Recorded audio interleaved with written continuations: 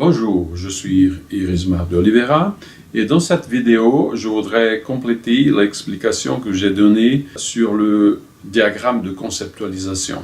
Dans les dernières vidéos, je vous ai montré que le diagramme de conceptualisation de la thérapie cognitive processuelle, il est divisé en 3 niveaux et 3 phases. Dans le premier niveau, vous voyez par exemple la situation, la pensée automatique, l'émotion, le comportement et réponse physiologique.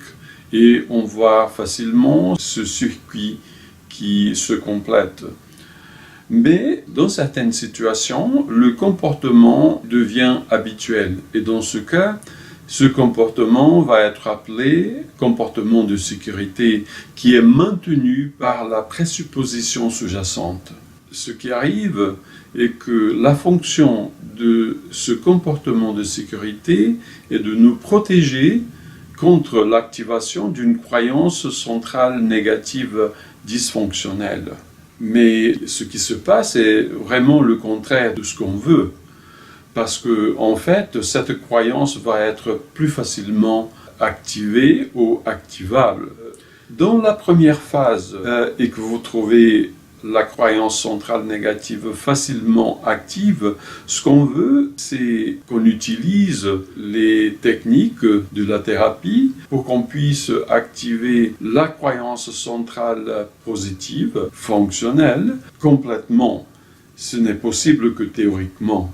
D'autre part, vers la fin de la thérapie, ce que nous voulons vraiment, et ce qui est réel, c'est un équilibre d'activation entre les croyances négatives fonctionnelles et des croyances positives fonctionnelles.